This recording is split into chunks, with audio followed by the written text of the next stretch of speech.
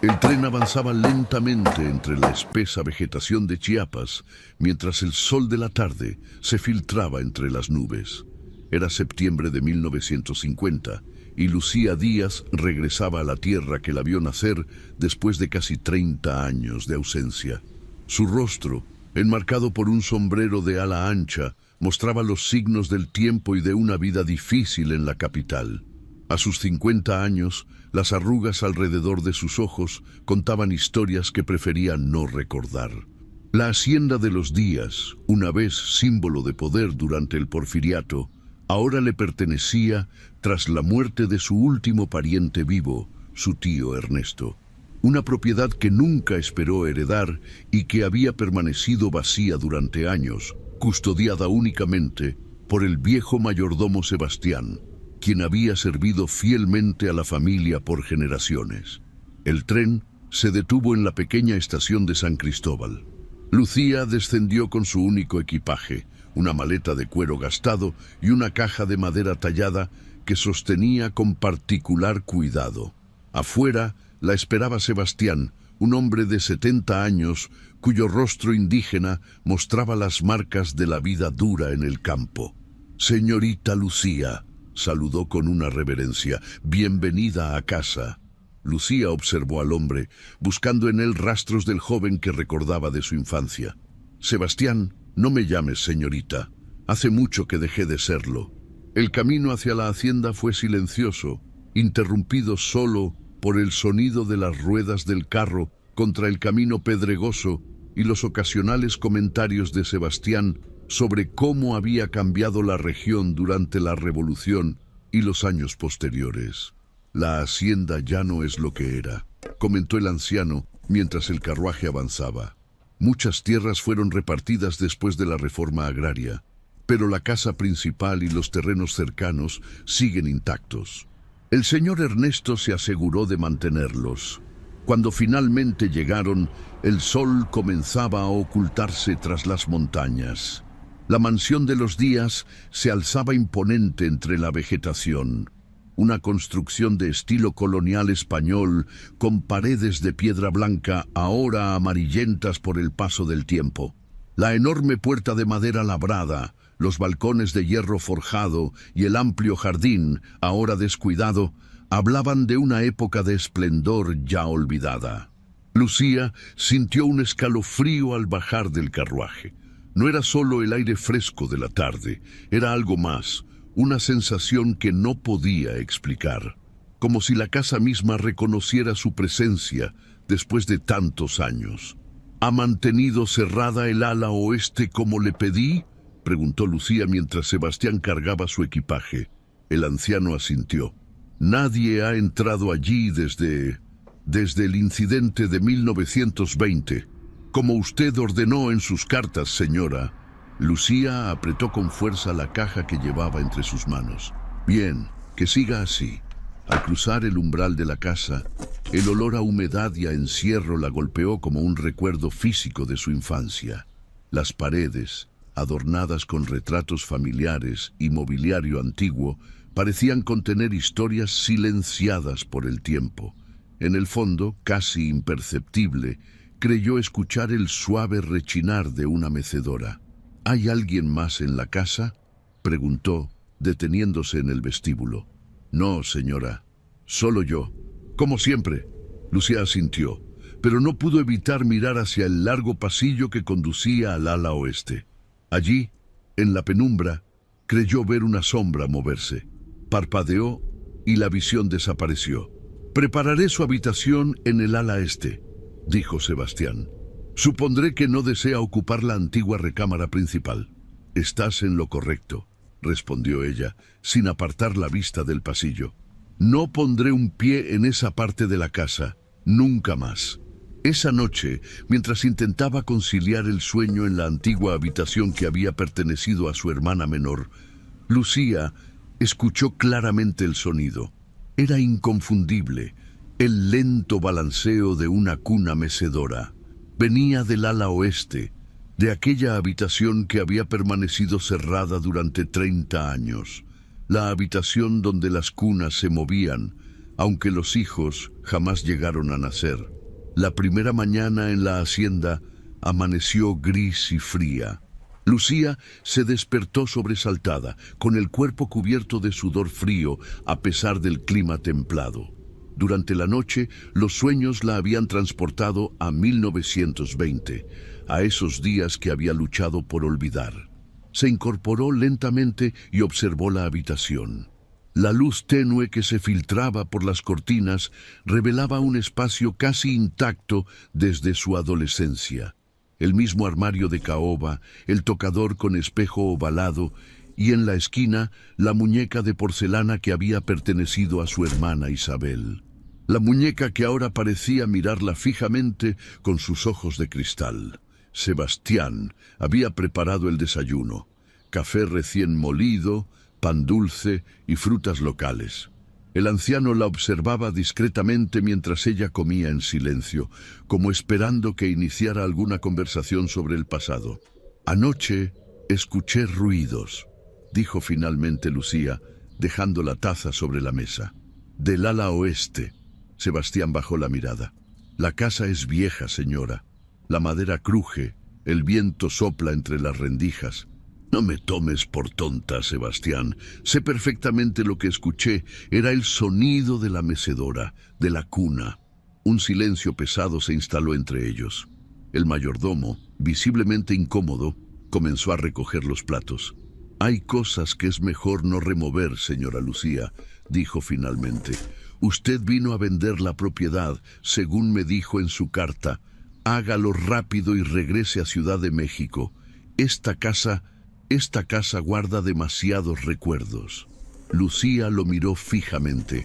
«¿Quién ha estado entrando al ala oeste? Dijiste que nadie había entrado allí desde 1920. Y es la verdad, nadie cruza esa puerta. Nadie vivo, al menos». La respuesta hizo que un escalofrío recorriera la espalda de Lucía. Sebastián continuó. «Los lugareños hablan, señora. Dicen que en las noches sin luna se ven luces en esas ventanas. Y que a veces, cuando el viento sopla desde el sur, se escuchan llantos de bebé». «Supersticiones», respondió ella, aunque su voz tembló ligeramente. «Quizás», concedió el anciano. «O quizás sea la culpa, señora Lucía. La culpa no descansa, no muere, y esta familia tiene mucho por lo que sentirse culpable». Después del desayuno, Lucía decidió recorrer los terrenos de la hacienda. Necesitaba aire fresco y alejarse de la opresión que sentía dentro de esas paredes. El jardín, aunque descuidado, conservaba parte de su esplendor. Jacarandás, bugambilias y árboles frutales se extendían hasta donde alcanzaba la vista. Caminando entre la vegetación, llegó hasta el pequeño cementerio familiar.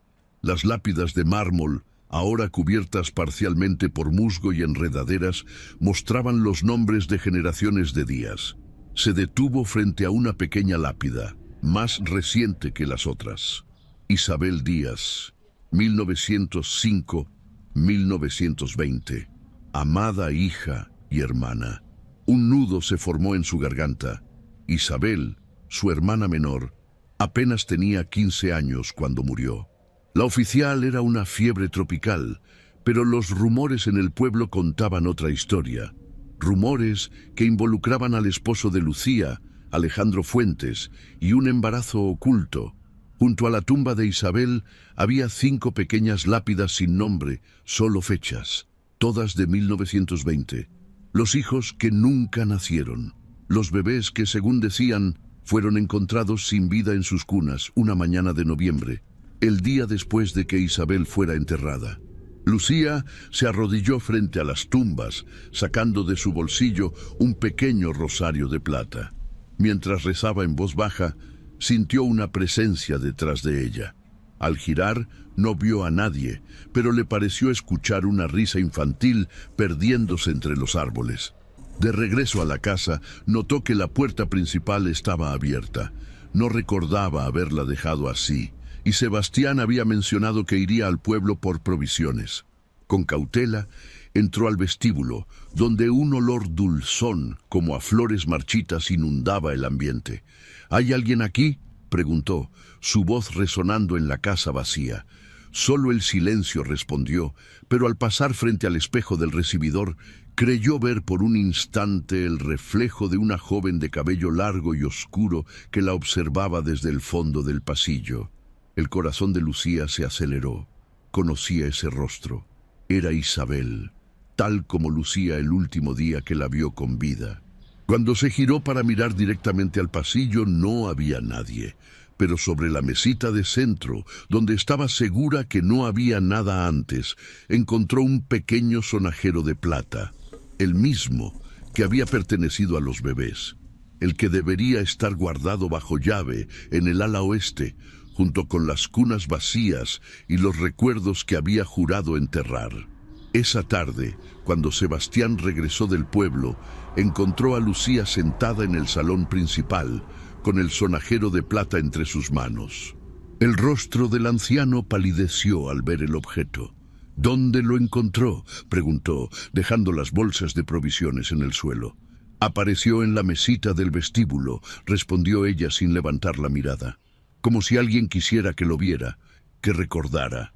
Sebastián se persignó rápidamente. «Esto no es bueno, señora, nada bueno». «Necesito saber la verdad, Sebastián», dijo Lucía, finalmente mirándolo a los ojos. «Han pasado 30 años. Merezco saber qué pasó realmente aquella noche». El mayordomo se movió incómodo, como si las paredes mismas pudieran escuchar su conversación. «Algunas verdades es mejor dejarlas enterradas, señora. ¿Cómo enterraron a mi hermana y a esos bebés? ¿Cómo enterraron la verdad sobre mi esposo?» La mención de Alejandro Fuentes hizo que el rostro de Sebastián se endureciera.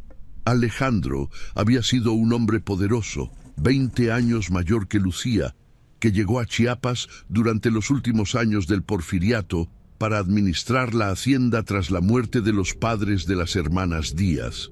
Se casó con Lucía cuando ella apenas tenía 17 años, convirtiéndose así en el dueño de facto de las propiedades familiares. Su esposo era un hombre complicado, dijo finalmente Sebastián, eligiendo cuidadosamente sus palabras. Tenía apetitos difíciles de satisfacer. Lucía apretó el sonajero con fuerza. Isabel tenía 15 años, Sebastián. Era una niña. Lo sé, señora, todos lo sabíamos, pero en aquellos tiempos nadie se atrevía a desafiar al patrón, ni siquiera cuando comenzaron los rumores sobre su interés en la señorita Isabel. Lucía cerró los ojos, recordando cómo había ignorado las señales. Las miradas de Alejandro hacia su hermana durante las cenas, las visitas nocturnas a la habitación de Isabel que ella pretendía no notar, los llantos ahogados que escuchaba a veces, todo por mantener su posición, por el miedo a quedarse sola en un mundo que no ofrecía muchas oportunidades a las mujeres sin esposo. Isabel estaba embarazada cuando murió, ¿verdad?, preguntó, aunque ya conocía la respuesta. No fue una fiebre tropical. Sebastián asintió lentamente. Intentó deshacerse del embarazo. Una curandera del pueblo le dio unas hierbas. No sobrevivió a la hemorragia. Un sollozo escapó de los labios de Lucía. A pesar de los años, el dolor seguía tan fresco como el primer día. ¿Y los bebés? Los 5 bebés que encontraron muertos al día siguiente. Aquí el semblante de Sebastián cambió. Un miedo genuino se reflejó en sus ojos. Eso es diferente, señora. No fueron obra humana. ¿Qué quieres decir? La noche que enterraron a la señorita Isabel, algo despertó en esta casa, algo antiguo. Los indígenas de estas tierras tienen leyendas sobre espíritus que protegen a las mujeres ultrajadas, que buscan venganza contra quienes les hicieron daño. Lucía lo miró con incredulidad. ¿Me estás diciendo que fue un fantasma quien mató a esos niños? No eran niños cualquiera, señora, respondió Sebastián, bajando la voz. Eran los hijos ilegítimos de su esposo. 5 criaturas de diferentes madres del pueblo, todos nacidos el mismo año. Su esposo los había traído a vivir en el ala oeste de la hacienda, bajo el cuidado de nodrizas indígenas. La revelación golpeó a Lucía como un puñetazo. 5 hijos ilegítimos, 5 pruebas vivientes de las infidelidades de Alejandro, mientras a ella le negaba tener descendencia propia. ¿Por qué no me lo dijiste antes? Usted se fue, señora, la misma mañana que encontraron a los bebés, tomó el primer tren a Ciudad de México. Dejó instrucciones claras: sellar el ala oeste, no hablar nunca de lo ocurrido. Lucía recordó vagamente aquellas horas borrosas por el dolor y el láudano. La imagen de su esposo encontrado muerto junto a las cunas vacías, con una expresión de terror absoluto en su rostro. Los pequeños cuerpos fríos de los bebés, sin marcas visibles, como si simplemente hubieran dejado de respirar durante la noche. «Pero eso no explica los ruidos que escuché anoche», dijo Lucía. «El sonido de la mecedora. Si todos murieron...» «No todos, señora», interrumpió Sebastián. «Hubo un 6º bebé, una niña. Nunca la encontraron». La revelación de Sebastián cayó como un peso helado sobre Lucía. Un 6º bebé, una niña que nunca fue encontrada. Las implicaciones eran demasiado perturbadoras para contemplarlas. «¿Qué pasó con ella?», preguntó, su voz apenas audible. «Nadie lo sabe con certeza», respondió el anciano, sentándose pesadamente en una silla cercana. Esa mañana, cuando las nodrizas descubrieron lo ocurrido, una de las cunas estaba vacía, la más pequeña, la que estaba junto a la ventana, sin rastros de la niña. «¿Crees que alguien la tomó? Una de las nodrizas, quizás». Sebastián negó con la cabeza. «Las puertas estaban cerradas por dentro, señora. Las ventanas también. Y las nodrizas estaban demasiado aterrorizadas para llevarse a ningún niño. Muchas ni siquiera quisieron regresar a la hacienda después de lo sucedido. Decían que algo maligno habitaba estas paredes». Lucía observó nuevamente el sonajero en sus manos. Era un objeto hermoso, de plata labrada con pequeñas campanillas que tintineaban suavemente al moverlo. Un obsequio que Alejandro había mandado hacer para cada uno de sus hijos ilegítimos. La 6ª niña. «¿Sabes quién era su madre?», preguntó Lucía, aunque algo en su interior ya anticipaba la respuesta. El silencio de Sebastián confirmó sus sospechas. «Isabel», murmuró finalmente. «La niña era hija de Isabel». «Eso dicen, señora, aunque oficialmente su hermana murió antes de dar a luz. Algunos en el pueblo hablan de que el bebé nació durante el funeral, mientras el cuerpo de la señorita Isabel ya estaba en el ataúd. Una criatura débil pero viva, que una de las sirvientas ocultó y llevó a la hacienda esa misma noche». La cabeza de Lucía daba vueltas. ¿Cómo era posible? ¿Un bebé nacido de un cadáver? Sonaba a una historia de terror, a una superstición de pueblo. Y sin embargo, si la niña sobrevivió, razonó Lucía, ahora tendría 30 años. Sería una mujer adulta. Si sobrevivió, enfatizó Sebastián. Pero desde aquella noche nadie la ha visto. Solo queda el sonido de la cuna mecedora. Y las apariciones. ¿Apariciones? A veces, durante las noches de luna nueva, dicen que se puede ver a una joven caminando por los jardines de la hacienda, con un bebé en brazos. Algunos dicen que es la señorita Isabel buscando a su hija. Otros creen que es el espíritu de la niña que nunca fue encontrada, que regresa para recordarnos lo que pasó aquí. Lucía se estremeció. «El ala oeste. Necesito ver las habitaciones». «Señora, no creo que sea prudente». «No he venido solo a vender la propiedad, Sebastián», interrumpió ella, poniéndose de pie. «He venido a enfrentar el pasado, a poner fin a esta pesadilla que me ha perseguido durante 30 años». Con renuencia, Sebastián buscó entre sus llaves hasta encontrar una grande y oxidada. «La puerta principal del ala oeste», explicó. «Ha permanecido cerrada como ordenó. Pero le advierto, señora, que lo que encontrará allí puede no ser lo que espera». Caminaron juntos por el largo pasillo que separaba las 2 alas de la mansión. A medida que avanzaban, Lucía notaba cómo la temperatura descendía gradualmente. Las paredes, antes decoradas con cuadros familiares, daban paso a espacios vacíos donde el papel tapiz se había descolorido, dejando rectángulos más oscuros como fantasmas de las imágenes que alguna vez colgaron allí. Finalmente llegaron a una imponente puerta de madera labrada. Un candado de hierro aseguraba la entrada y una fina capa de polvo cubría el picaporte, evidenciando años sin uso. Sebastián introdujo la llave en el oxidado candado. El mecanismo resistió inicialmente, pero tras varios intentos cedió con un chirrido metálico. La puerta se abrió lentamente, revelando un pasillo en penumbras. El olor a encierro era abrumador, una mezcla de humedad, madera podrida y algo más. Un aroma dulzón y enfermizo que Lucía reconoció inmediatamente como el mismo que había percibido esa mañana en el vestíbulo. Las habitaciones de los niños están al final del corredor, indicó Sebastián, quien se mantenía en el umbral, reticente a entrar. La última puerta a la izquierda, la habitación grande donde estaban todas las cunas. Lucía asintió y, armándose de valor, dio el primer paso dentro del ala oeste. La madera crujió bajo sus pies, como protestando por la intrusión después de tanto tiempo. A medida que avanzaba por el pasillo, podía sentir una presión en el pecho, como si el aire mismo se hubiera vuelto más denso.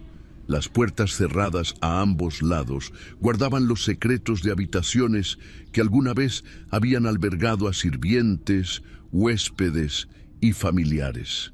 Al fondo, la última puerta a la izquierda estaba entreabierta, como si alguien hubiera estado allí recientemente.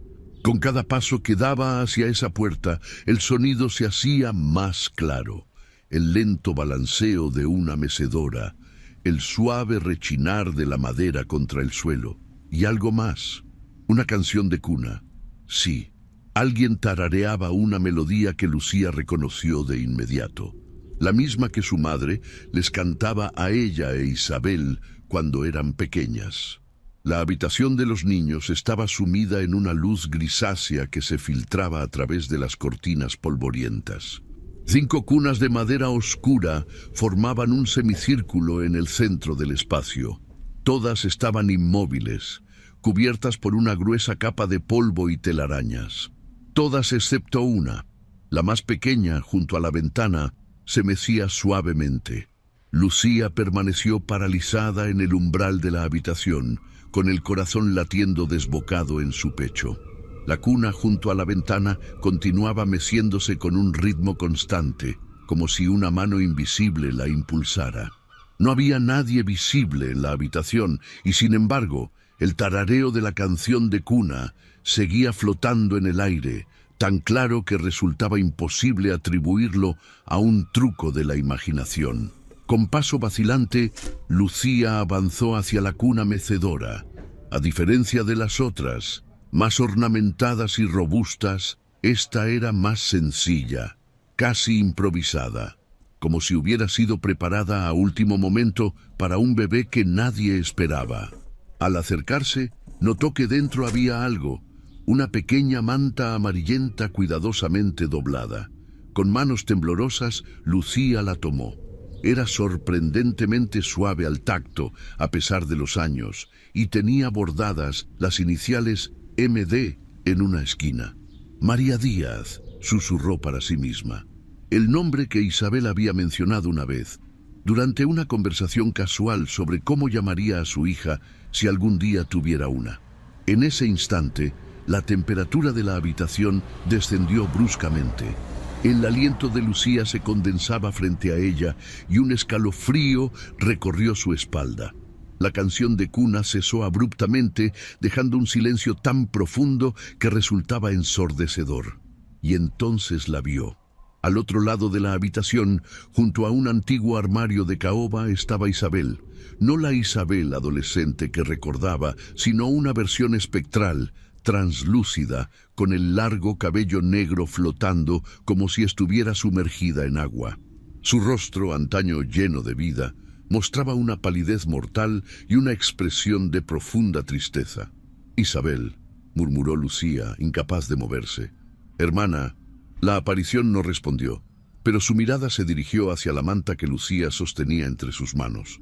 Luego, lentamente, extendió un brazo hacia una de las puertas laterales de la habitación, una que Lucía no había notado antes.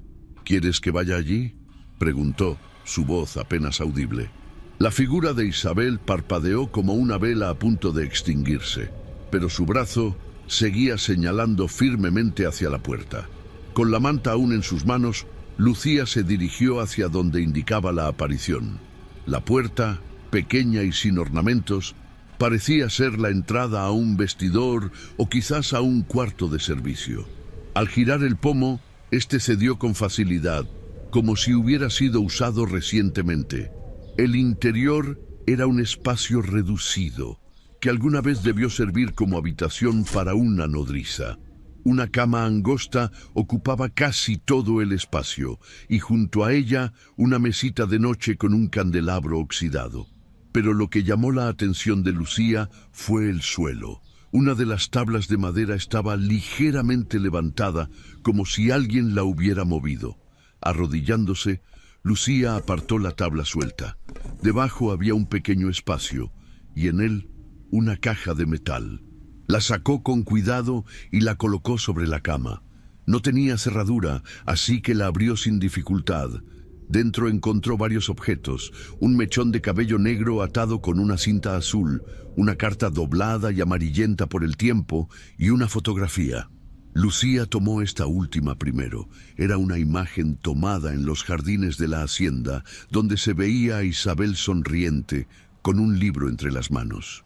Por la redondez de su rostro y cierta hinchazón en su abdomen, era evidente que la fotografía había sido tomada durante su embarazo, cuidadosamente ocultado por la posición y la ropa holgada.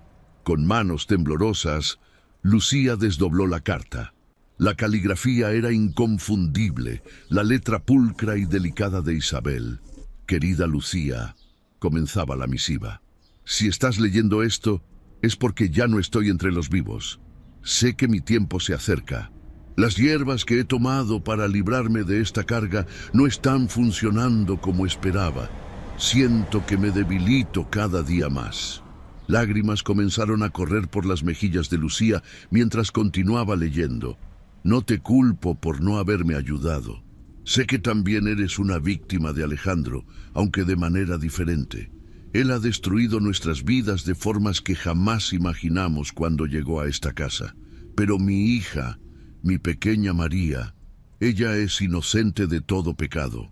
Si nace, te ruego que la protejas, que la alejes de este lugar maldito y de ese hombre. No permitas que crezca bajo su sombra, como nosotras lo hicimos». La carta continuaba detallando los abusos sufridos a manos de Alejandro, y cómo Isabel había descubierto que no era la única. Mujeres del pueblo, sirvientas, incluso las esposas de algunos trabajadores, habían caído víctimas de sus apetitos. Los 5 niños que mantenía en el ala oeste eran el resultado de esos encuentros, algunos forzados, otros producto de manipulaciones y falsas promesas. «He hablado con el espíritu de nuestra abuela Matilde», continuaba la carta en un tono casi febril.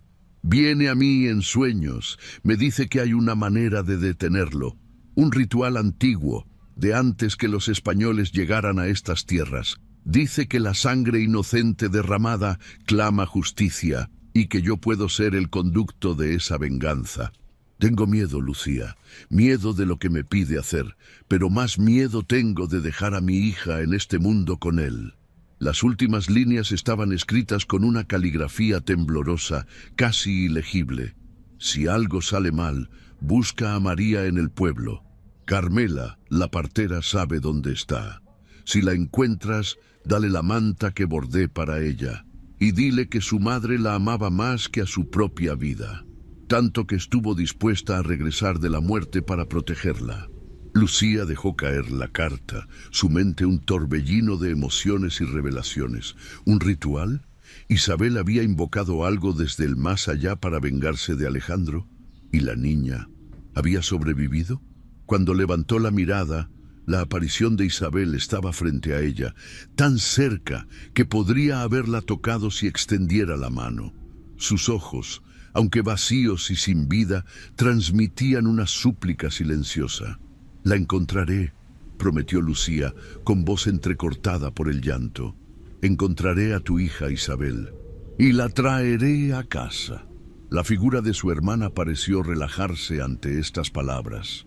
Lentamente comenzó a desvanecerse, como niebla bajo el sol matutino.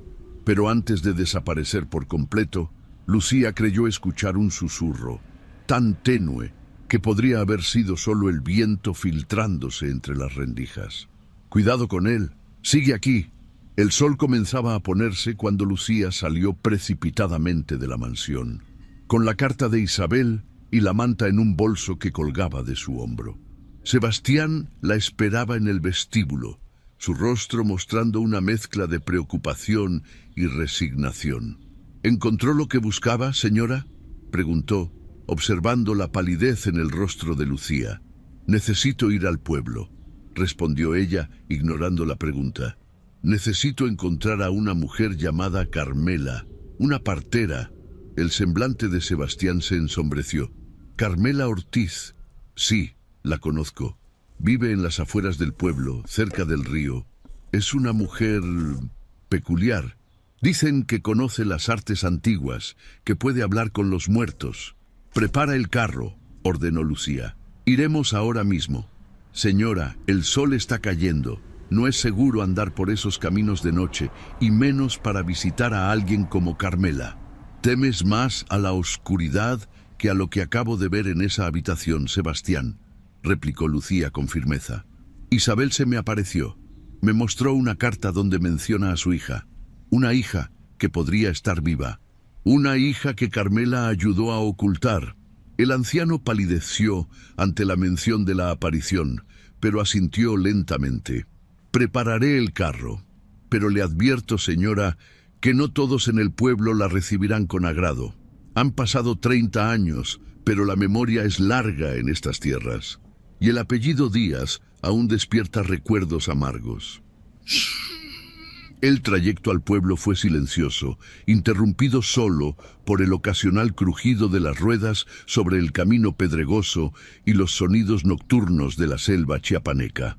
A medida que se alejaban de la hacienda, Lucía sentía cómo un peso se levantaba de sus hombros, como si la mansión misma ejerciera una presión física sobre ella. El pueblo había cambiado poco en las décadas transcurridas. Las mismas casas de adobe con techos de teja, la iglesia colonial en la plaza central, los pequeños comercios que cerraban al anochecer. Algunas personas aún transitaban por las calles, y más de una se detuvo a observar el carro que avanzaba lentamente, reconociendo quizás al viejo mayordomo de los Díaz. Siguiendo las indicaciones de Sebastián, llegaron hasta las afueras del pueblo. Allí, junto al río que serpenteaba entre la vegetación, se alzaba una pequeña casa de piedra. A diferencia de las viviendas del centro, esta parecía más antigua, con un aire de permanencia que sugería que había estado allí mucho antes que el resto del pueblo. Una luz tenue brillaba a través de la única ventana visible. Sebastián detuvo el carro a cierta distancia. «Esperaré aquí, señora», dijo, haciendo la señal de la cruz. «Hay cosas a las que prefiero no acercarme, con el perdón de Dios». Lucía asintió y descendió del carro. A medida que se aproximaba a la casa, notó detalles que antes no había percibido.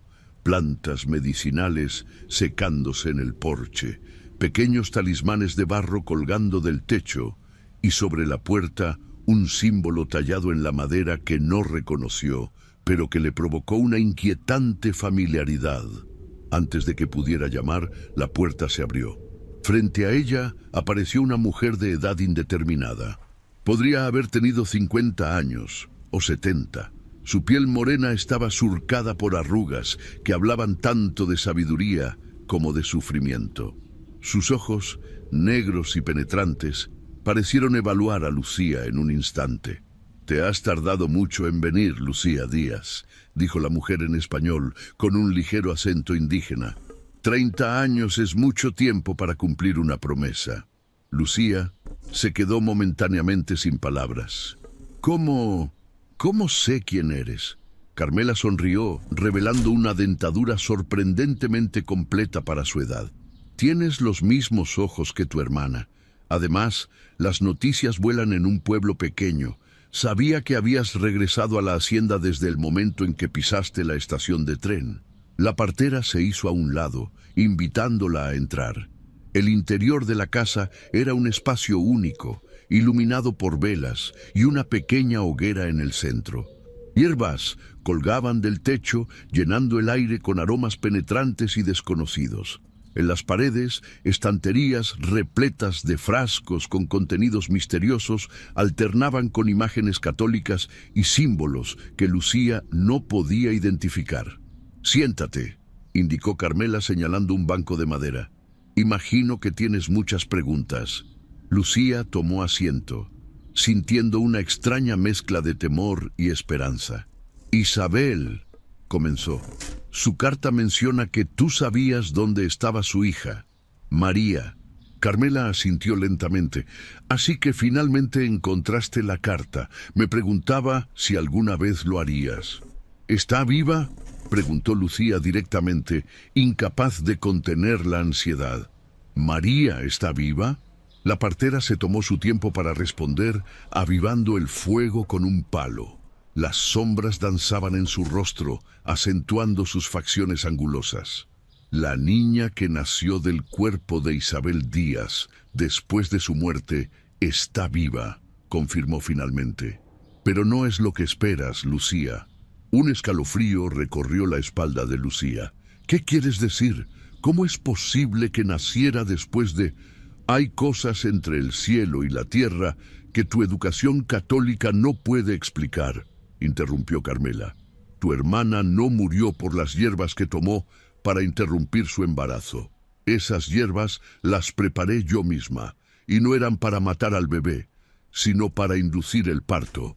«Entonces, ¿qué la mató?». «El ritual», respondió la partera, su voz bajando a un susurro. «Isabel encontró en los diarios de tu abuela Matilde referencias a prácticas antiguas, rituales de los pueblos originarios de estas tierras.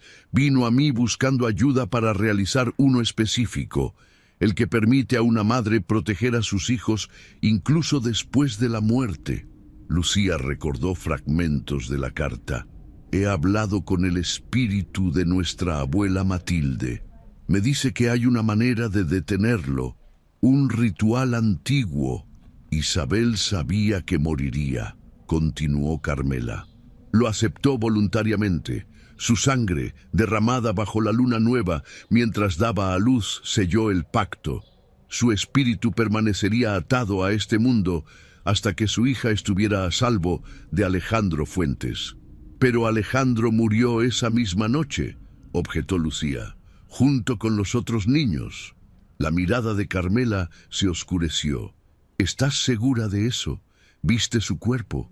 ¿Lo tocaste con tus propias manos?». La pregunta golpeó a Lucía como agua helada. Recordaba vagamente aquella mañana caótica, los gritos de las nodrizas, la conmoción en la hacienda. Recordaba haber visto el cuerpo de Alejandro junto a las cunas vacías, su rostro congelado en una expresión de terror. Pero en su estado de shock, bajo los efectos del láudano que tomaba para dormir, realmente había confirmado que estaba muerto. «Sebastián dijo...». «Sebastián vio lo que quiso ver», interrumpió Carmela. «Lo que todos querían ver, el fin de un hombre cruel. Pero algunos males son difíciles de erradicar, Lucía. Y tu esposo había hundido sus raíces demasiado profundo en esa tierra maldita». Lucía sintió que el aire se volvía más denso, más difícil de respirar. «¿Estás diciendo que Alejandro sigue con vida? Eso es imposible. Han pasado 30 años. «No dije que estuviera vivo», precisó la partera, sus ojos fijos en las llamas. «Dije que no estaba muerto. No completamente».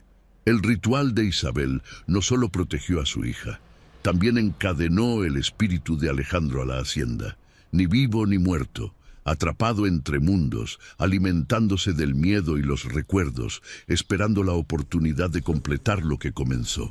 Las cunas que se mecen, murmuró Lucía, recordando los sonidos nocturnos. No es Isabel quien las mueve. Tanto tu hermana como tu esposo están atados a esa casa, confirmó Carmela. Un ciclo interminable de persecución y protección. Isabel protegiendo a su hija, Alejandro buscándola para completar su colección de hijos ilegítimos. Una batalla que ha continuado en silencio durante 30 años. ¿Y María?, insistió Lucía. ¿Dónde ha estado todo este tiempo? Carmela se levantó lentamente y se dirigió hacia un baúl de madera en un rincón de la habitación. De él extrajo un paquete envuelto en tela. María creció lejos de aquí, explicó mientras regresaba. La envié con una familia de confianza a Oaxaca. Regresó hace 5 años, cuando cumplió 25. Quería conocer sus orígenes, entender por qué su madre murió. La partera depositó el paquete en las manos de Lucía. Esto te pertenece. Son cartas que María te escribió a lo largo de los años. Cartas que nunca envié, porque sabía que no estabas lista para enfrentar la verdad. Con manos temblorosas, Lucía desenvolvió el paquete.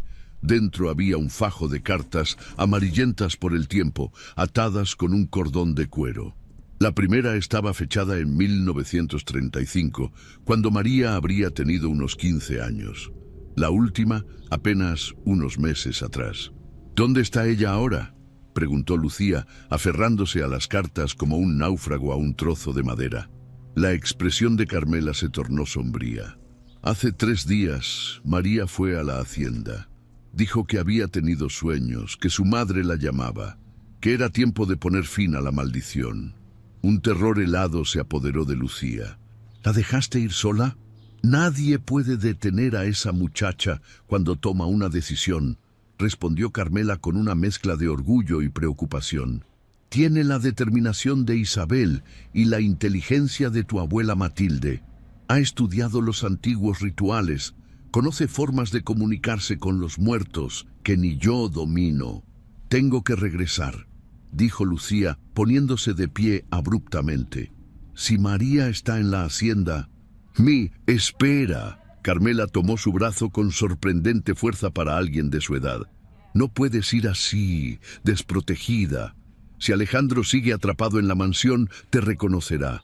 Eres su esposa, parte del vínculo que lo mantiene anclado a este mundo.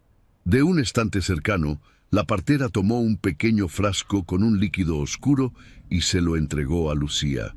Bebe esto antes de entrar a la hacienda. Te ocultará de su mirada, al menos por un tiempo. Lucía tomó el frasco con aprensión. ¿Qué pasará cuando encuentre a María? Si los espíritus están de nuestro lado, podrán finalmente descansar. Isabel, liberada de su promesa de protección. Alejandro, enviado al infierno que merece. Carmela hizo una pausa, sus ojos oscuros penetrando los de Lucía. Pero necesitarán tu ayuda, tu sangre. El ciclo comenzó con las hermanas Díaz. Solo puede terminar con las hermanas Díaz.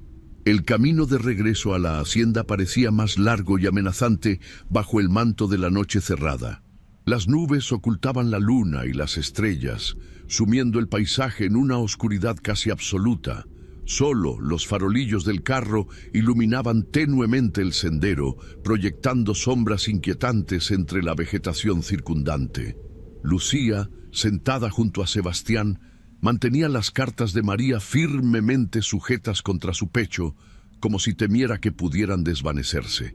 El frasco que le había entregado Carmela pesaba en su bolsillo, un recordatorio constante de lo que estaba a punto de enfrentar. ¿Qué te dijo la partera?, preguntó finalmente Sebastián, rompiendo el prolongado silencio. Isabel tuvo una hija, respondió Lucía, su voz apenas audible sobre el traqueteo de las ruedas. Una hija que ha sobrevivido todos estos años, oculta, y ahora está en la hacienda. Sebastián apretó las riendas con tanta fuerza que sus nudillos se tornaron blancos. ¿En la hacienda? ¿Estás segura? Según Carmela, llegó hace 3 días. Fue a buscar a su madre, a terminar con todo esto. Lucía miró fijamente al anciano. Tú sabías de ella, ¿verdad? Todo este tiempo sabías que la niña había sobrevivido. El mayordomo mantuvo la vista fija en el camino, pero un tic en su mejilla delataba su nerviosismo. Sospechaba, admitió finalmente. La noche del incidente, cuando encontraron a los niños, una de las nodrizas desapareció.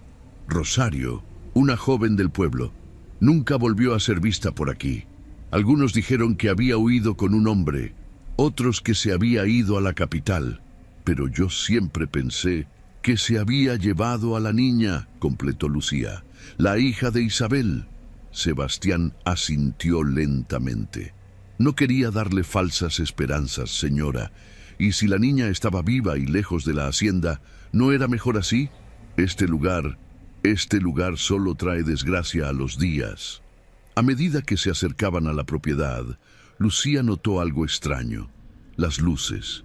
La mansión, que había permanecido parcialmente a oscuras durante su estancia, ahora brillaba con una intensa luminosidad. Cada ventana, cada balcón, resplandecía como si se estuviera celebrando una gran fiesta en su interior. ¿Dejaste todas las lámparas encendidas?, preguntó a Sebastián, aunque ya sabía la respuesta. No, señora, respondió el anciano persignándose. Algo no está bien. Deberíamos regresar al pueblo y buscar ayuda. No hay tiempo, replicó Lucía con firmeza. Si María está ahí dentro, necesita nuestra ayuda. No la abandonaré como hice con Isabel. Al llegar frente a la casa, Sebastián detuvo el carro. La mansión parecía vibrar con una energía propia, un pulso casi tangible que irradiaba desde sus cimientos. El aire a su alrededor se sentía denso, cargado de electricidad, como antes de una tormenta. Lucía descendió del carruaje y extrajo el frasco de su bolsillo. El líquido en su interior, de un color negro azulado, emitía un tenue resplandor bajo la luz de los farolillos. ¿Qué es eso?, preguntó Sebastián, observándola con aprensión. Protección, respondió ella descorchando el frasco. Sin permitirse dudar, bebió el contenido de un solo trago. El sabor era indescriptible, amargo como la bilis, pero con un regusto dulzón que recordaba vagamente a la canela y el clavo. Inmediatamente sintió un calor intenso expandiéndose desde su estómago hacia sus extremidades, seguido por una oleada de frío que erizó cada vello de su cuerpo. «Quédate aquí», ordenó a Sebastián, su voz sonando extrañamente distante incluso para ella misma. «Si no regreso antes del amanecer...» «No, señora», interrumpió el anciano, bajando también del carro. «He servido a los días toda mi vida. He sido testigo de sus tragedias y guardado sus secretos. Si esta noche termina todo, estaré a su lado». Juntos avanzaron hacia la entrada principal. La puerta de madera labrada, que normalmente requería cierto esfuerzo para abrirse, cedió al más leve toque, como si la casa misma los estuviera invitando a entrar. El interior era irreconocible. Todas las lámparas y candelabros estaban encendidos, bañando los salones en una luz dorada que debería haber resultado acogedora, pero que, en cambio, creaba sombras inquietantes en cada rincón. El aire estaba impregnado de un aroma que Lucía reconoció. El perfume de gardenias que Isabel solía usar, mezclado con otro olor más acre y penetrante, como tierra húmeda y metal oxidado. «María», llamó Lucía, su voz resonando en el vestíbulo vacío. «¿Estás aquí? Soy Lucía, tu tía». Ninguna respuesta llegó, pero un sonido familiar captó su atención. El lento balanceo de las cunas mecedoras proveniente del ala oeste. Sin embargo, esta vez no era el sonido de una sola cuna, sino de varias, meciéndose al unísono en un ritmo perturbadoramente sincronizado. «Viene de arriba», murmuró Sebastián, señalando hacia la escalera principal. Efectivamente, el sonido parecía descender desde el segundo piso. Y ahora Lucía notaba algo más. Voces infantiles, cantando en un coro distorsionado una nana que recordaba vagamente de su infancia. Con cada escalón que subían, las voces se hacían más claras, más insistentes. No eran voces de niños normales. Tenían un tono hueco, como si vinieran de muy lejos o a través de un largo túnel. El pasillo del segundo piso estaba iluminado por velas colocadas directamente sobre el suelo, formando un sendero que conducía hacia el ala oeste. Gotas de un líquido oscuro, sangre, formaban un rastro paralelo a las velas, como migajas dejadas para marcar el camino. Siguiendo esta macabra guía, llegaron hasta la puerta que separaba las dos salas de la mansión. Estaba abierta de par en par, y más allá se extendía un corredor sumido en una penumbra rojiza. «El cuarto de los niños», susurró Sebastián, su voz temblorosa. «Las voces vienen de allí». Avanzaron por el pasillo, sus pasos amortiguados por la gruesa alfombra.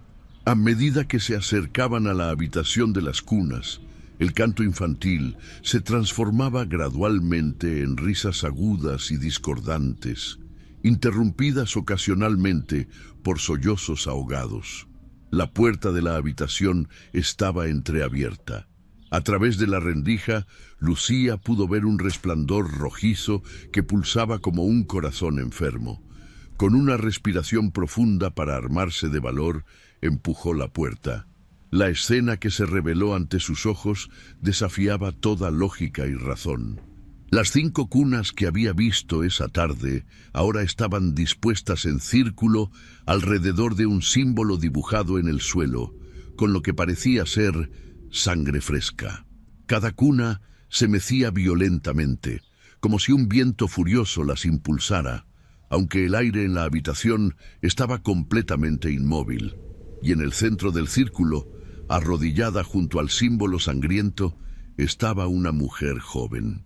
Su largo cabello negro caía como una cascada sobre su espalda y entre sus manos sostenía el sonajero de plata que Lucía había encontrado esa mañana.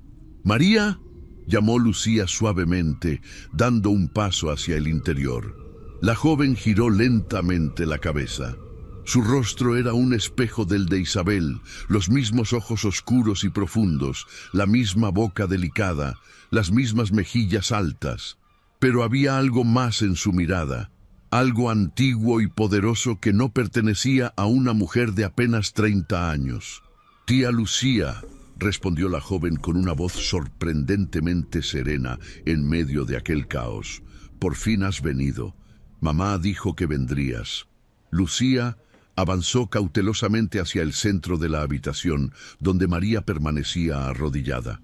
Las cunas seguían meciéndose violentamente a su alrededor, como bestias enjauladas ansiosas por liberarse. El símbolo en el suelo, ahora que podía verlo más claramente, no era un simple dibujo. Era un intrincado patrón de líneas entrelazadas que parecían moverse sutilmente bajo la luz pulsante, como si respirara. «María», dijo nuevamente Lucía, esforzándose por mantener la calma.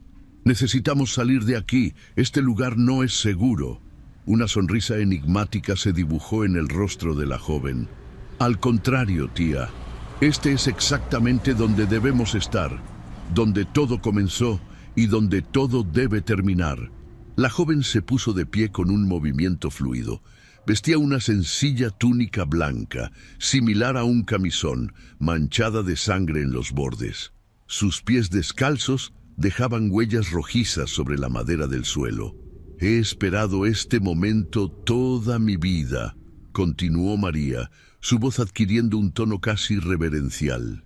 «Desde que tengo uso de razón, he soñado con este lugar, con estas cunas, con los llantos de estos niños que nunca llegaron a crecer». Sebastián, que había permanecido en el umbral de la puerta, dio un paso al frente. «Señorita María, su madre no querría que estuviera aquí. Isabel deseaba mantenerla lejos de esta casa, de esta maldición». La mirada que María dirigió al anciano estaba cargada de una intensidad perturbadora. «¿Y cómo sabes tú lo que mi madre quería, Sebastián? Tú, que guardaste silencio mientras Alejandro Fuentes abusaba de ella. Tú, ¿Que nunca levantaste un dedo para protegerla? El mayordomo retrocedió como si hubiera recibido un golpe físico. Yo no podía... Todos tenían miedo, interrumpió María con desdén. Miedo de enfrentarse a un hombre poderoso, miedo de perder sus privilegios, miedo de las consecuencias, y por ese miedo mi madre murió. Por ese miedo, 5 niños inocentes perdieron la vida. Lucía dio otro paso hacia su sobrina. ¿Qué estás haciendo exactamente, María? ¿Qué es este ritual? Estoy terminando lo que mi madre comenzó, respondió la joven, acariciando suavemente el sonajero de plata. El ritual que ella inició aquella noche de 1920 solo atrapó a Alejandro entre mundos. No lo destruyó por completo. Durante 30 años su espíritu ha permanecido aquí, alimentándose del miedo, creciendo en fuerza. Begu, como para confirmar sus palabras, un viento helado atravesó la habitación, apagando momentáneamente algunas de las velas. Las sombras en las esquinas parecieron condensarse, adquiriendo formas vagamente humanas. Los espíritus de los niños están inquietos, continuó María, señalando hacia las cunas que ahora se mecían con renovada violencia. Han estado atrapados aquí durante décadas, sin poder descansar. Alejandro los retiene, se alimenta de su inocencia perdida, de su terror eterno. ¿Cómo sabes todo esto?, preguntó Lucía, sintiendo un escalofrío recorrer su espalda. Mamá me lo ha contado, respondió María con naturalidad, como si hablara de conversaciones cotidianas. Viene a mí en sueños desde que tengo memoria. Al principio eran solo fragmentos, imágenes confusas, pero a medida que crecía, los mensajes se volvieron más claros. Me ha estado preparando toda mi vida para este momento. Lucía observó con creciente preocupación a su sobrina. ¿Estaba delirando o realmente había logrado comunicarse con el espíritu de Isabel durante todos estos años? María, escúchame, intentó nuevamente, acercándose un poco más. Sea lo que sea que creas que debes hacer, podemos encontrar otra manera. Podemos buscar ayuda. Un sacerdote, quizás. Una risa amarga escapó de los labios de la joven. ¿Un sacerdote? ¿Crees que la iglesia que llegó con los conquistadores puede entender los antiguos poderes de esta tierra? Este mal existía mucho antes que sus crucifijos y su agua bendita, y solo puede ser combatido con rituales igualmente antiguos. María se acercó a una de las cunas y la detuvo con un simple toque. El silencio repentino, tras el cese de su balanceo, resultaba casi más perturbador que el incesante movimiento. ¿Sabes por qué los niños murieron aquella noche, tía Lucía?, preguntó, su voz bajando a un susurro conspiratorio. No fue mi madre quien los mató, fue el propio Alejandro. La revelación cayó como un rayo sobre Lucía. ¿Qué? Pero todos vieron lo que esperaban ver, interrumpió María. La verdad es mucho más oscura. Alejandro descubrió que Isabel estaba realizando un ritual para protegerme. Sabía que si el ritual tenía éxito, perdería su poder sobre la hacienda, sobre los niños, sobre todos. Así que hizo lo impensable, sacrificó a sus propios hijos para aumentar su poder, para corromper el ritual de mi madre. María se movió lentamente alrededor del círculo, tocando cada una de las cunas, deteniéndolas una a una.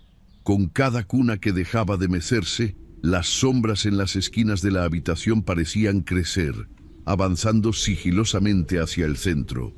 Los asfixió mientras dormían, continuó la joven con voz monótona. Uno por uno. Pensó que al derramar su sangre sobre el símbolo que mi madre había dibujado, podría revertir sus efectos, convertir un ritual de protección en uno de condenación. Lágrimas silenciosas corrían por las mejillas de María mientras relataba estos horrores, como si los estuviera presenciando en ese mismo momento. Pero algo salió mal, prosiguió. El ritual de mamá ya estaba en marcha. Mi nacimiento, su muerte voluntaria, la sangre de ambas. El pacto ya estaba sellado. Cuando Alejandro mató a los niños, sus espíritus quedaron atrapados, pero él también, ni vivo ni muerto, encadenado a esta casa por su propia maldad. La última cuna dejó de mecerse bajo el toque de María. Un silencio absoluto cayó sobre la habitación, tan profundo que Lucía podía escuchar el latido de su propio corazón. Y ahora, dijo María regresando al centro del símbolo sangriento, ha llegado el momento de liberarlos, de liberar a los niños, de liberar a mi madre, de enviar a Alejandro al infierno que merece. La joven extendió una mano hacia Lucía. Pero necesito tu ayuda, tía. El ritual requiere la sangre de las hermanas Díaz. Mamá dio la suya. Ahora necesito la tuya. Lucía miró la mano extendida de su sobrina, luego el símbolo en el suelo, las cunas silenciosas, las sombras que parecían observarlas desde cada rincón. Todo su ser gritaba que huyera de allí, que esto era una locura, y sin embargo... ¿Qué pasará cuando el ritual esté completo?, preguntó, su voz apenas audible. Los espíritus serán liberados, respondió María. Los niños podrán finalmente descansar. Mi madre también. Y Alejandro, una sonrisa inquietante se dibujó en su rostro. Alejandro enfrentará la justicia que ha eludido durante 3 décadas. Sebastián, que había permanecido en silencio, dio un paso adelante. Señora Lucía, no lo haga. Este tipo de magia trae consecuencias. Siempre las trae. Ya es demasiado tarde para advertencias, Sebastián, replicó María sin apartar su mirada de Lucía. El ritual ya ha comenzado. Si no lo completamos, algo peor que Alejandro podría liberarse. Como para enfatizar sus palabras, un rugido sordo pareció emanar de las entrañas mismas de la casa. Las paredes temblaron ligeramente y el polvo comenzó a caer del techo. «Está despertando», murmuró María con urgencia. «Siente lo que estamos haciendo. Intentará detenernos». Lucía miró a su sobrina, este eco viviente de Isabel, esta joven que nunca debió nacer, pero que había sobrevivido contra todo pronóstico. Pensó en su hermana, en su sacrificio, en 30 años de culpa y arrepentimiento. «¿Qué necesito hacer?», preguntó finalmente. María sonrió, un gesto que por primera vez parecía genuinamente cálido, casi infantil. «Solo necesito unas gotas de tu sangre sobre el símbolo, junto a las mías, y luego repetir las palabras que te diré». Con una pequeña navaja de plata que sacó de entre los pliegues de su túnica, María hizo un corte superficial en la palma de su propia mano. La sangre brotó, escarlata y brillante bajo la luz pulsante, goteando sobre el símbolo en el suelo. Luego extendió la navaja hacia Lucía. Lucía tomó la navaja con mano temblorosa. El metal se sentía frío contra su piel, como si hubiera estado sumergido en agua helada durante horas. Por un instante, dudó. Todo su ser le gritaba que esto era una locura, que debía huir de aquella habitación, de aquella casa maldita. Pero entonces pensó en Isabel, en su hermana pequeña, cuyos sueños y esperanzas habían sido destrozados por el monstruo con el que ella se había casado. En la niña que había muerto sola, asustada, realizando un ritual desesperado para proteger al bebé que llevaba en su vientre. Con un movimiento rápido, Lucía deslizó el filo sobre la palma de su mano. El dolor fue agudo pero breve. La sangre comenzó a brotar, espesa y oscura, cayendo en gotas sobre el símbolo en el suelo. En el momento en que su sangre tocó las líneas dibujadas, un cambio inmediato se produjo en la habitación. El símbolo comenzó a brillar con una luz rojiza, que parecía emanar desde el interior de la madera misma. Las sombras en las esquinas retrocedieron momentáneamente, como asustadas por esta nueva energía. «Repite conmigo», indicó María, tomando la mano sangrante de Lucía entre las suyas. Sus palmas heridas se unieron, mezclando su sangre. «Con nuestra sangre unida, invocamos el poder de las hermanas Díaz». Lucía repitió las palabras, sintiendo un extraño hormigueo extenderse desde su mano hacia el resto de su cuerpo. «Con el sacrificio de Isabel, continuó María. Y la penitencia de Lucía, completamos el círculo que comenzó en la noche oscura. Mientras Lucía repetía estas palabras, las cunas comenzaron a vibrar ligeramente, aunque ya no se mecían. Un sonido bajo, como un lamento lejano, parecía emanar de ellas.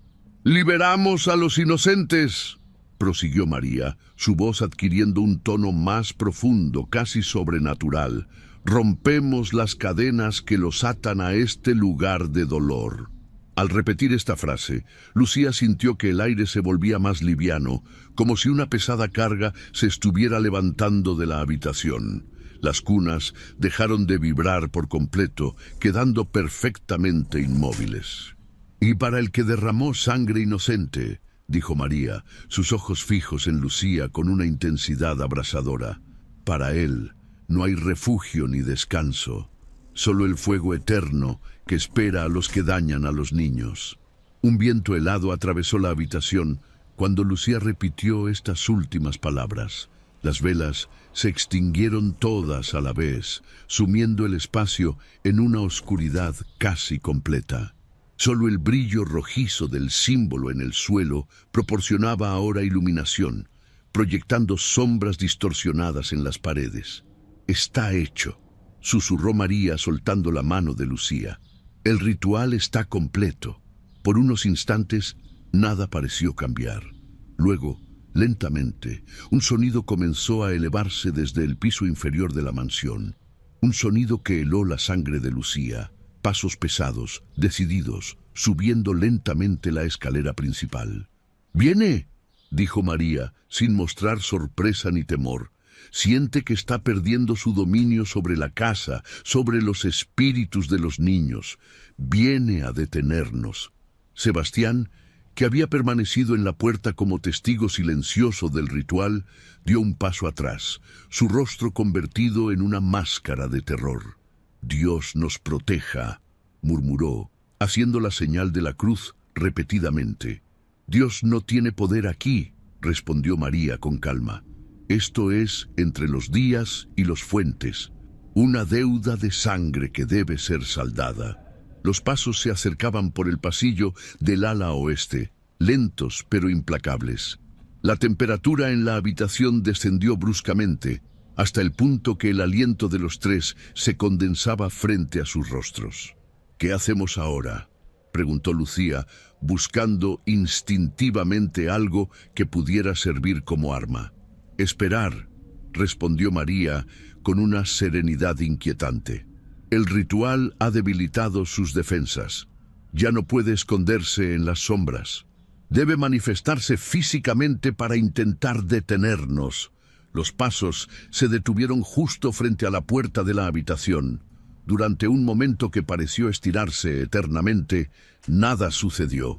Luego, lentamente, la puerta comenzó a abrirse más, revelando una figura alta que permanecía en el umbral. La silueta era inconfundiblemente la de un hombre, pero había algo profundamente erróneo en sus proporciones. Su cuerpo parecía demasiado delgado, casi esquelético, mientras que su cabeza se veía ligeramente más grande de lo normal. Cuando dio un paso hacia la luz rojiza del símbolo, Lucía ahogó un grito de horror. Era Alejandro, o lo que quedaba de él. Su rostro, antaño apuesto y aristocrático, era ahora una máscara macilenta con la piel estirada sobre los huesos, como pergamino viejo. Sus ojos, hundidos en profundas cuencas, brillaban con un fulgor amarillento. Vestía el mismo traje oscuro que Lucía recordaba de sus últimos días juntos, pero ahora colgaba de su figura cadavérica como si fuera varias tallas más grande. «Mi querida esposa», habló la aparición, su voz un susurro rasposo que parecía arrastrar arena. «Has regresado a casa finalmente y has traído contigo a mi hija perdida». Lucía se interpuso instintivamente entre María y la aparición de Alejandro. «Ella no es tu hija», respondió con una firmeza que no sabía que poseía. «Es la hija de Isabel, la niña que intentaste matar hace 30 años». Una sonrisa grotesca se dibujó en el rostro cadavérico de Alejandro, revelando dientes amarillentos y puntiagudos. Isabel, Lucía, todas son lo mismo para mí, sangre de los días. Su mirada se posó en María. Y esta es la más valiosa de todas, la que nació entre dos mundos, la que completará mi colección. El espectro dio otro paso hacia ellos, y el suelo pareció vibrar bajo su peso. Las sombras a su alrededor se movían como si tuvieran vida propia, estirándose hacia las cunas vacías. «Tantos años esperando», continuó Alejandro, su voz adquiriendo un tono casi nostálgico, alimentándome del miedo, de los recuerdos, de la culpa que impregna cada tabla de esta casa, creciendo en poder, y ahora, finalmente, podré completar lo que comencé aquella noche. «Te equivocas», intervino María, avanzando para colocarse junto a Lucía. «No has crecido en poder. Has estado atrapado, encadenado por el sacrificio de mi madre, y esta noche esas cadenas se romperán, pero no para liberarte». Alejandro lanzó una carcajada que sonó como cristales rompiéndose. «¿Crees que ese patético ritual puede detenerme? Unas gotas de sangre y palabras huecas. He absorbido el terror de 5 niños durante 3 décadas. He saboreado la desesperación de cada sirviente que ha puesto un pie en esta casa. Soy más fuerte de lo que jamás fui en vida». Como para demostrar sus palabras, extendió una mano huesuda hacia una de las cunas. La madera comenzó a astillarse y agrietarse bajo una presión invisible, hasta que la cuna entera implosionó en una nube de fragmentos. «El ritual no está completo», susurró María al oído de Lucía. «Necesitamos una cosa más». «El sonajero». Lucía bajó la mirada hacia el sonajero de plata que María aún sostenía en su mano. El pequeño objeto parecía brillar con luz propia, como si respondiera a la energía del ritual. «¿Qué susurras, pequeña bruja?», gruñó Alejandro, dando otro paso hacia ellas. El aire a su alrededor se distorsionaba, como si la realidad misma rechazara su presencia. «Más trucos que aprendiste de Carmela.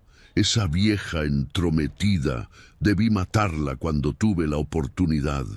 Mientras el espectro hablaba, María presionó disimuladamente el sonajero en la mano de Lucía. «Cuando te diga», murmuró, «rómpelo contra el símbolo, en el centro exacto». Alejandro pareció notar el intercambio. Sus ojos amarillentos se estrecharon con sospecha. «Suficiente charla», siseó, extendiendo ambos brazos hacia los lados. Las sombras respondieron a su gesto, desprendiéndose de las paredes y el techo, formando tentáculos oscuros que se extendieron hacia las mujeres. Sebastián, intentando protegerlas, se interpuso en el camino de una de estas manifestaciones. La sombra lo envolvió como una serpiente, levantándolo del suelo. El anciano mayordomo soltó un grito ahogado mientras la presión sobre su cuerpo aumentaba visiblemente. «¡Sebastián!», exclamó Lucía dando un paso hacia él. «No te muevas», advirtió María. «Es lo que quiere, separarnos». «Siempre tan fiel, Sebastián», se burló Alejandro, dirigiendo su atención al mayordomo suspendido. «Guardando los secretos de los Díaz, incluso a costa de tu propia alma. Me pregunto, ¿qué se sentiría al fin poder descansar?». Con un gesto casual de su mano, Alejandro intensificó el agarre de las sombras. Sebastián emitió un sonido gutural mientras el aire era exprimido de sus pulmones. «¡Déjalo ir!», exigió Lucía. «Es a nosotras a quienes quieres». «Oh, lo tendré a él también», respondió Alejandro con una sonrisa macabra. «Toda esta casa, todos los que alguna vez pusieron un pie en ella, me pertenecen». Las sombras continuaban avanzando desde todas direcciones, cerrando el círculo alrededor de Lucía y María, que permanecían en el centro del símbolo sangriento. «Ahora», susurró María de repente, su voz apenas audible. Con toda la fuerza que pudo reunir, Lucía levantó el sonajero de plata y lo estrelló contra el centro del símbolo en el suelo. El metal se deformó al impacto, las pequeñas campanillas desprendiéndose y rodando en diferentes direcciones. Un silencio absoluto siguió al impacto. Incluso las sombras parecieron detenerse a mitad de su avance. Alejandro quedó inmóvil, su rostro congelado en una expresión de sorpresa. Y entonces, un destello de luz cegadora emanó del símbolo, tan intenso que Lucía tuvo que cerrar los ojos. Cuando volvió a abrirlos, la habitación había cambiado. Las paredes parecían haberse desvanecido, revelando un espacio infinito más allá. Y en ese espacio, 5 pequeñas figuras luminosas flotaban, observándolos. Los espíritus de los niños, liberados finalmente de sus prisiones. Alejandro emitió un alarido inhumano mientras las sombras que lo rodeaban comenzaban a retroceder. No hacia él, sino alejándose, como si ya no le obedecieran. Su forma cadavérica empezó a distorsionarse, partes de su cuerpo estirándose y contrayéndose de maneras imposibles. ¡No!, rugió, su voz amplificada por un poder que se desvanecía. ¡Son míos! ¡Todos ustedes me pertenecen! Las figuras luminosas de los niños se acercaron, rodeando a Alejandro en un círculo perfecto, y detrás de ellos apareció una 6ª figura, más grande, con la inconfundible silueta de una mujer joven. Isabel, susurró Lucía, reconociendo instantáneamente a su hermana. La aparición de Isabel no miró hacia Lucía, concentrada completamente en Alejandro. Extendió una mano hacia él, no con rabia o venganza, sino con una determinación serena. «¿Es hora, Alejandro?», habló la voz de Isabel, clara como el cristal, aunque sus labios no se movían. «Es hora de que pagues por lo que hiciste». Las 5 figuras de los niños se acercaron más, sus pequeñas manos etéreas, extendidas hacia el espectro de Alejandro. Donde lo tocaban, su forma parecía desintegrarse, como papel quemándose desde los bordes. «¡No pueden hacerme esto!», chilló Alejandro, su voz perdiendo fuerza con cada palabra. «Soy eterno, soy esta casa, soy...». Sus últimas palabras quedaron ahogadas mientras las figuras luminosas lo envolvían por completo, formando un capullo de luz que pulsaba como un corazón. El capullo comenzó a contraerse, aplastando lo que quedaba de Alejandro en su interior. Un último grito, agudo y desesperado, escapó antes de que el capullo se comprimiera hasta convertirse en un punto de luz tan brillante como una estrella. Luego, con un sonido como de un suspiro colectivo, el punto explotó en 1000 fragmentos que se desvanecieron en el aire. Las sombras que habían sujetado a Sebastián se disiparon instantáneamente, dejando caer al anciano mayordomo sobre el suelo. María corrió a su lado, comprobando su pulso con dedos temblorosos. «Está vivo», anunció con alivio. «Débil, pero vivo». Lucía apenas registró estas palabras. Su atención estaba completamente captada por la figura luminosa de Isabel, que ahora se volvía hacia ella por primera vez. El rostro de su hermana, aunque translúcido, mostraba una serenidad que Lucía nunca había visto en ella durante su vida. Sus ojos, antaño llenos de miedo y tristeza, ahora reflejaban una paz profunda. «Hermana», habló Lucía, las lágrimas corriendo libremente por sus mejillas. «Lo siento tanto. Debí protegerte. Debí...». Isabel negó suavemente con la cabeza, silenciando las disculpas de Lucía. Extendió una mano hacia ella, no para tocarla, sino como un gesto de despedida y, quizás, de perdón. Luego, su mirada se posó en María. Una sonrisa de infinito amor iluminó su rostro espectral mientras contemplaba a la hija que nunca llegó a conocer en vida. María devolvió la mirada, sus propios ojos llenos de lágrimas y una sonrisa temblorosa en sus labios. «Gracias», dijo Isabel, su voz como un eco lejano, «por liberarnos, por completar lo que comencé». Las figuras de los 5 niños se acercaron a Isabel, rodeándola como pequeñas estrellas orbitando un sol. Juntos comenzaron a elevarse, sus formas luminosas desvaneciéndose gradualmente hasta convertirse en destellos de luz que ascendieron a través del techo, hacia un más allá que solo ellos podían ver. El último rastro de Isabel fue su sonrisa, suspendida en el aire por un instante antes de desaparecer por completo. La habitación volvió lentamente a la normalidad. Las paredes reaparecieron, las sombras regresaron a ser simplemente ausencia de luz, y el símbolo en el suelo perdió su brillo sobrenatural, quedando como un dibujo ordinario hecho con sangre ya seca. Lucía y María permanecieron inmóviles, procesando lo que acababan de presenciar. Sebastián se incorporó lentamente, apoyándose en María para mantenerse estable. «Se han ido», dijo finalmente el anciano, su voz ronca por el estrangulamiento. «Todos ellos. Puedo sentirlo. La casa está vacía». Y era cierto. Por primera vez en 3 décadas, la mansión de los Díaz se sentía como lo que realmente era. Solo una estructura de piedra y madera, sin presencias ocultas, sin susurros en las sombras, sin el peso opresivo de una maldición no resuelta. «¿Qué hacemos ahora?», preguntó Lucía, sintiendo una extraña mezcla de alivio y desorientación.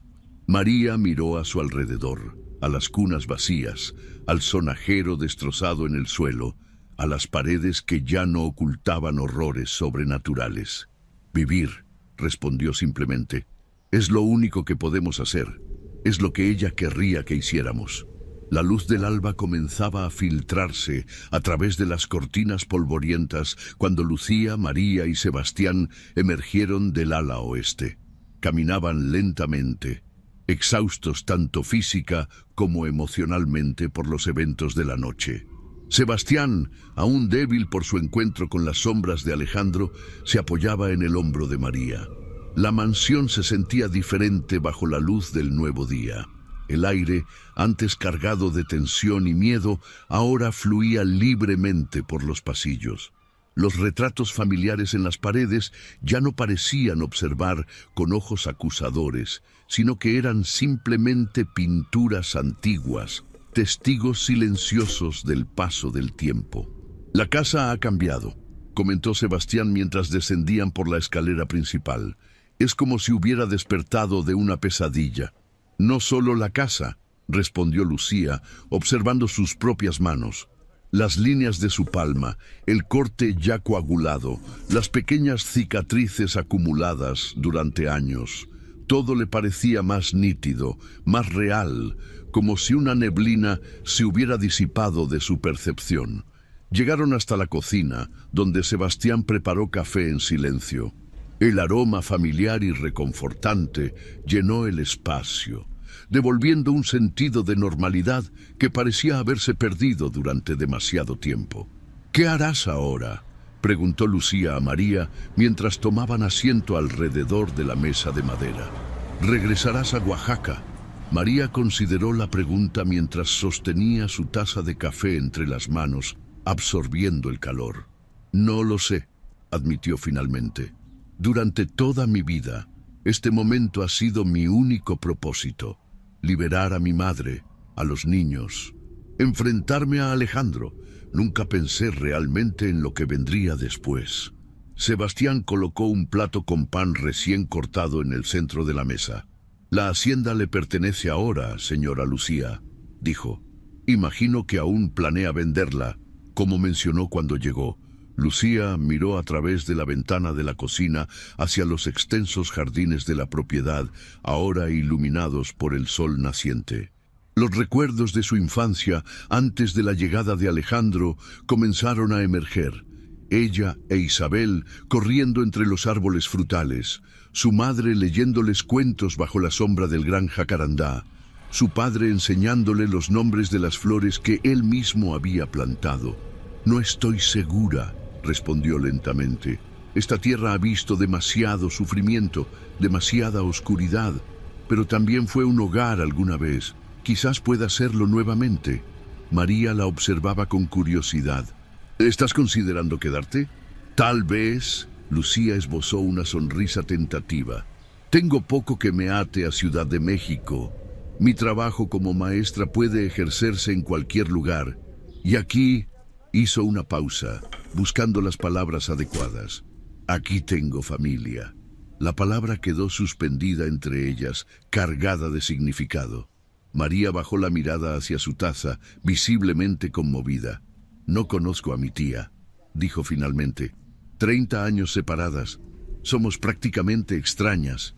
Podemos cambiar eso, respondió Lucía, extendiendo su mano sobre la mesa, no para tocar a María, sino como una invitación. Si quisieras quedarte también, al menos por un tiempo. El silencio que siguió no era incómodo, sino contemplativo. Sebastián se levantó discretamente para revisar el pan que había dejado horneando, dándoles espacio. La casa necesitará muchas reparaciones, comentó María después de un momento, mirando a su alrededor. Y el jardín está completamente descuidado. Y habría que hacer algo con el ala oeste, añadió Lucía. Quizás derribar algunas paredes, abrir espacios, dejar entrar más luz. Convertirla en un lugar donde los niños puedan jugar sin miedo, continuó María, una chispa de entusiasmo iluminando sus ojos por primera vez. Un lugar de sanación, no de terror. Sebastián regresó con una hogaza de pan caliente. Si me permiten opinar, dijo mientras cortaba gruesas rebanadas, creo que la señorita Isabel estaría complacida de ver a su hija y a su hermana reconstruyendo lo que se rompió hace tanto tiempo. Lucía sintió un nudo en la garganta al pensar en Isabel, en la sonrisa serena de su espíritu antes de desvanecerse. Creo que tienes razón, Sebastián. María se levantó y caminó hacia la ventana. El sol había ascendido lo suficiente para bañar los jardines en una luz dorada que hacía brillar el rocío matutino. Podríamos plantar nuevos árboles, sugirió. Carmela me enseñó sobre plantas medicinales. Podríamos crear un jardín que cure, que alimente. Y abrir la biblioteca otra vez, añadió Lucía, recordando la extensa colección de libros que había pertenecido a su padre. Quizás los niños del pueblo podrían venir a leer, a aprender. Sebastián observaba este intercambio con una sonrisa discreta. Por primera vez en décadas veía esperanza en la mansión de los Díaz. No falsas promesas ni maldiciones ocultas, sino posibilidades genuinas, planes para un futuro que no estuviera atado al pasado oscuro. Tendremos que hablar con el pueblo, señaló Lucía, más práctica. Muchos aún recordarán lo que pasó aquí, las historias, los rumores. Les contaremos la verdad, respondió María con firmeza. O al menos la parte que puedan entender, que la casa ha sido liberada, que los espíritus han encontrado descanso, que lo que sucedió no se repetirá. El sonido de un carro aproximándose por el camino de entrada interrumpió su conversación. Los tres se miraron, sorprendidos por la visita tan temprana. ¿Esperamos a alguien?, preguntó Lucía. Sebastián se asomó por la ventana. «Es Carmela», anunció, no sin cierta aprensión. «La partera». María sonrió. «Debí imaginar que lo sabría. Siempre sabe cuando ha ocurrido algo importante». Salieron a recibir a la anciana que descendía del carro conducido por un joven del pueblo. Carmela, vestida con una sencilla falda oscura y un rebozo multicolor, observó detenidamente la fachada de la mansión antes de dirigir su mirada penetrante hacia los tres. «Está hecho», dijo, no como una pregunta, sino como una afirmación. «El ciclo se ha completado». María asintió.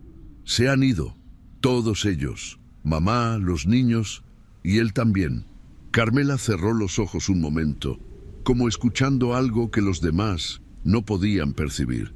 «Sí», confirmó, «no queda nada de la oscuridad que habitaba este lugar, solo memorias, y esas se desvanecerán con el tiempo».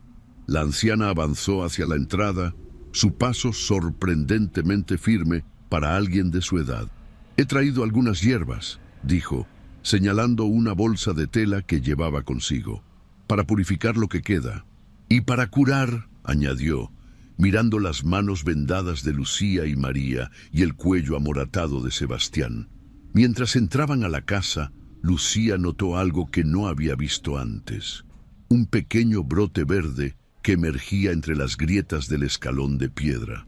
Una planta diminuta, frágil, pero viva, creciendo donde antes solo había desolación.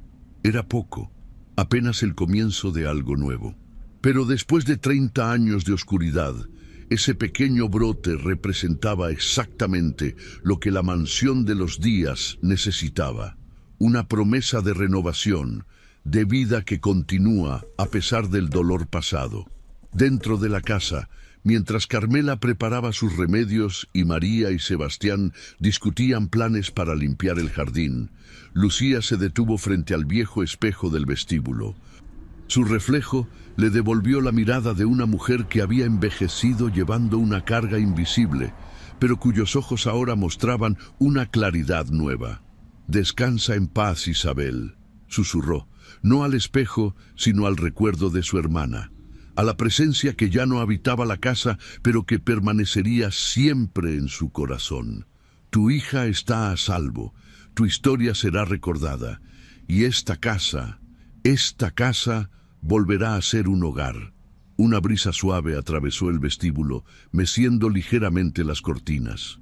No había nada sobrenatural en ella, solo el viento matutino entrando por una ventana abierta. Pero Lucía sonrió, eligiendo interpretar ese pequeño movimiento como una respuesta, como un último adiós. Afuera, el sol de Chiapas ascendía en un cielo despejado, prometiendo un día luminoso y cálido. Y en la mansión de los Díaz, donde las cunas ya no se mecían por manos invisibles, 3 generaciones de mujeres, Carmela con su sabiduría ancestral, Lucía con su determinación recién descubierta y María con el legado de su madre en el corazón, comenzaban la tarea de transformar un lugar de pesadilla en uno de esperanza.